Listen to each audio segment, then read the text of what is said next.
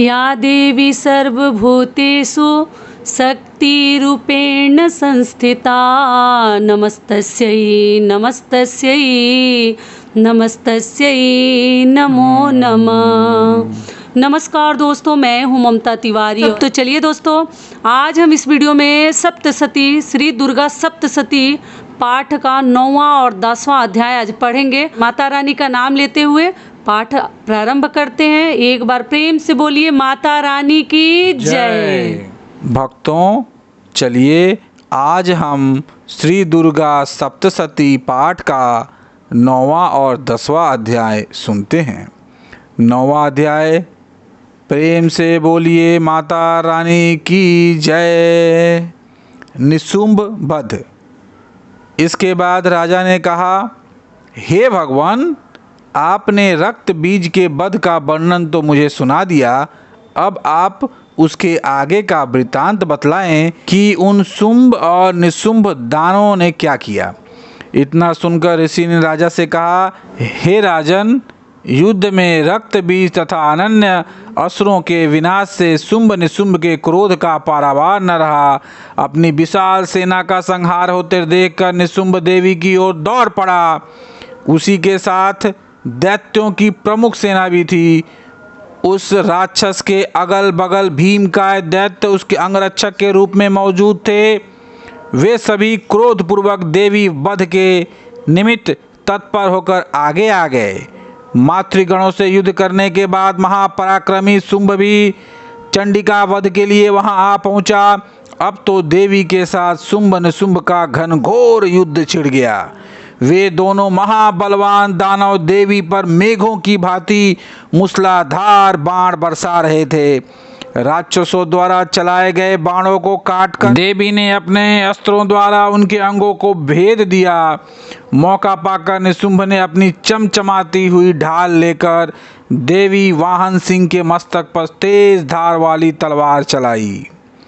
अपने वाहन सिंह के आहत होने पर क्षुरप्र नामक बाण के द्वारा देवी ने निशुंभ के तलवार को खंडित कर दिया तथा साथ ही अष्ट रजत जड़ित ढाल को भी टुकड़े टुकड़े करके गिरा दिया।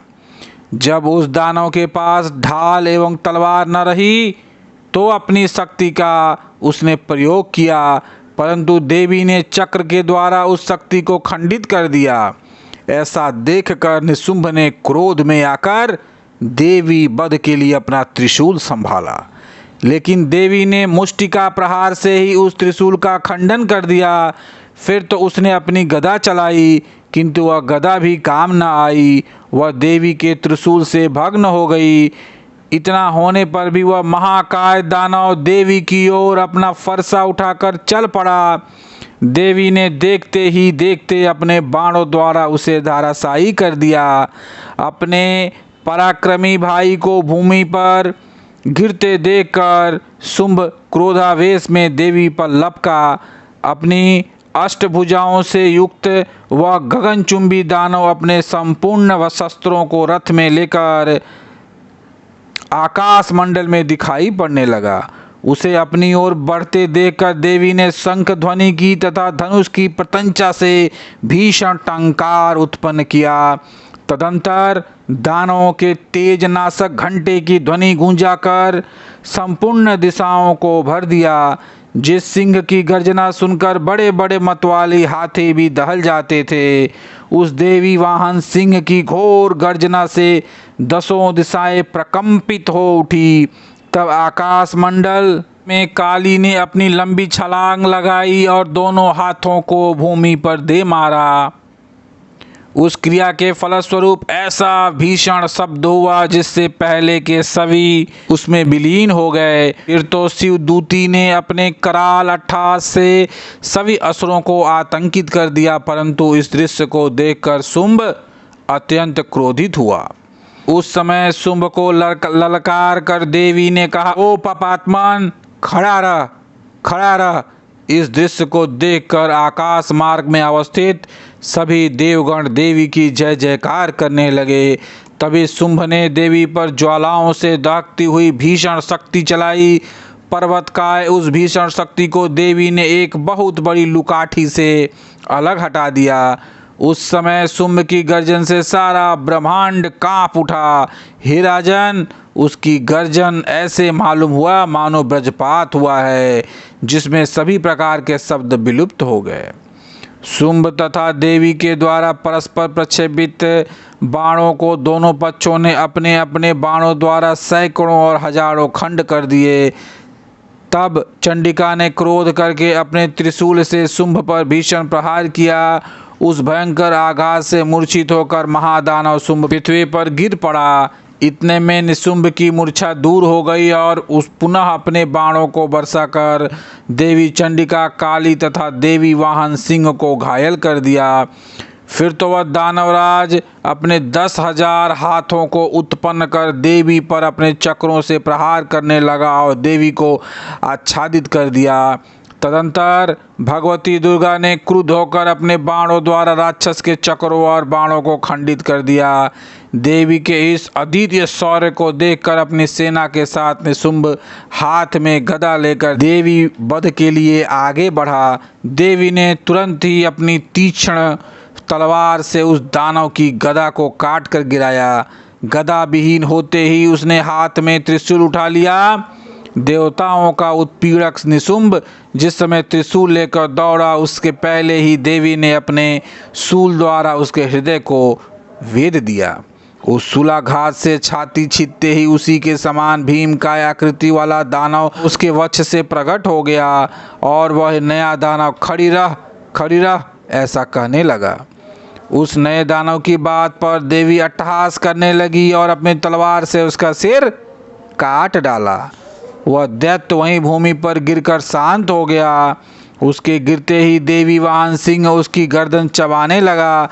इस दृश्य को देखकर रोए खड़े हो जाते थे। सिंह की तरह काली और शिवदूती ने भी अन्य राक्षसों का भक्षण करना शुरू कर दिया। कौमारी के शक्ति से विदारित होकर कितने ही दानव नष्ट हो गए। ब्रह्माणी के मंत्रपूत जल के सिंचन से कितने ही दानव तेज विहीन होकर रणभूमि से भागने लगे। माहेश्वरी के त्रिशूल प्रहार से कितने ही दानव छिन्न भिन्न हो गए। वाराही के थुथुन की मार से अनेक राक्षस चकनाचूर हो गए। वैष्णवी ने अपने चक्र से दैत्यों के टुकड़े टुकड़े कर दिए।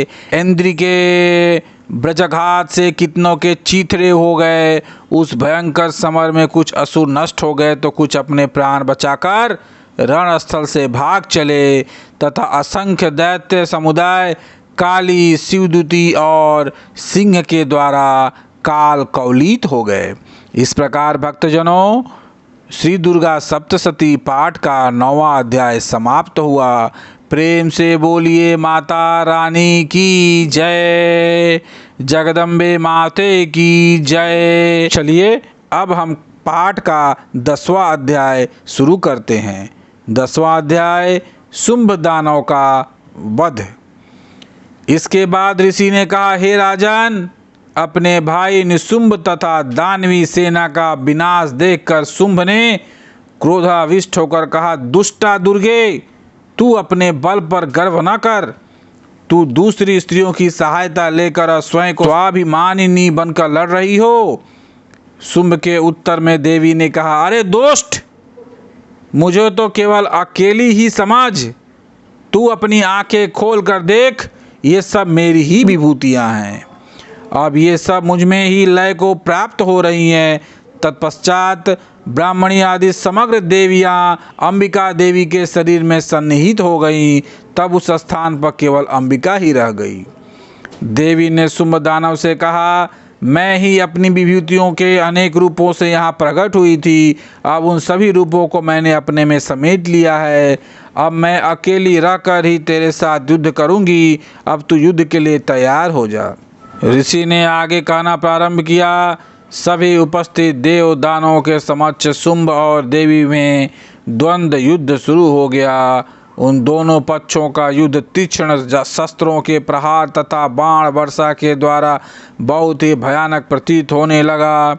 देवी द्वारा चलाए गए अनेक दिव्यास्त्रों को उस दानव ने अपने अस्त्रों द्वारा खंडित कर दिया। उसके साथ ही उत्तर में देवी ने भी शुंभ के अस्त्रों को अपने केवल हुंकार शब्द के उच्चारण से क्षण मात्र में ही काट गिराया। तब पुनः उस महादानव ने अपनी बाण बरसा कर देवी को ढक दिया। प्रत्युत्तर में देवी ने भी उसके धनुष को भंग कर दिया। धनुष के टूटते ही शुंभ ने हाथ में शक्ति उठा ली, किंतु देवी ने अपना चक्र चलाकर उस शक्ति को खंडित कर दिया। तब वह असुर सतचंद्रों के समान प्रकाशित ढाल और अपनी तलवार लेकर देवी पर झपट पड़ा। उसके आते ही देवी ने अपने तुच्छ बाणों द्वारा उस दे दीप्यमान ढाल और तलवार को काट दिया। उस दैत्य के सारथी और अश्व भी काल के ग्रास बन गए। उसका धनुष तो पहले ही टूट चुका था। उसने अपने हाथ में भयंकर मुद्गर उठा लिया। उस मुद्गर को भी देवी ने अपने बाणों से काट दिया। शस्त्र रहित होकर वह दानव साहसपूर्वक मुक्का तान कर देवी की ओर झपट पड़ा। उस राक्षस ने मुष्टिका से देवी के वक्ष में आघात किया। तब उसके उत्तर में देवी ने उधर से एक थप्पड़ जमाया। देवी का थप्पड़ लगते ही वह महादानव भूमि पर गिर पड़ा, किंतु संभल कर वह पुनः उठा। उठते ही वह देवी पर एकाएक उछला और देवी को लेकर आकाश मार्ग में उड़ चला। आकाश में निराधार स्थित होकर देवी के साथ शुंभ का मल्ल युद्ध होने लगा। उनके इस अलौकिक युद्ध को देखकर सभी महर्षिगण आश्चर्यचकित हो उठे। दीर्घ काल तक युद्ध कौशल दिखाकर देवी ने शुंभ को घुमाकर भूमि पर फेंक दिया। भूमि पर गिरते ही वह उठकर देवी से युद्ध के लिए पुनः दौड़ पड़ा। उसके धावित होते ही देवी ने उसके वक्ष में त्रिशूलाघात करके उसे भूतल पर गिरा दिया। उस त्रिशूल का भयंकर आघात लगते ही दानव ने अपने प्राण त्याग दिए। अंततो गत्वा वह दानव समुद्रों, द्वीपों, पर्वतों सहित पृथ्वी को प्रकंपित करता हुआ भूलुंठित हो गया। उस दुरात्मा की मृत्यु से संपूर्ण ब्रह्मांड आहदित हो उठा। आकाश निर्मल भासित होने लगा। आकाश से उल्कापात तथा उत्पात सूचक मेघ आदि सभी शांत होकर स्थिर हो गए एवं नदियां अपनी स्वाभाविक गति से प्रवहमान होने लगी। उस महादानव के वध से संपूर्ण देवों को अपार हर्ष हुआ और गंधर्वादी गण मधुर कंठ से गान करने लगे। अन्य गंधर्वों के साथ देवांगनाएं नृत्य करने लगी। विशुद्ध वायु का संचार होने लगा तथा सूर्य की मलिनता दूर होकर उनका तेज प्रतिभासित होने लगा। अग्निशाला की बुझी हुई अग्नि पुनः प्रदीप्त हो उठी तथा समस्त दिशाओं में गुंजित भीषण कोलाहल भी शांत पड़ गया। इस प्रकार भक्तजनों 10वां अध्याय समाप्त हुआ। प्रेम से बोलिए माता रानी की जय, जगदम्बे माँ की जय।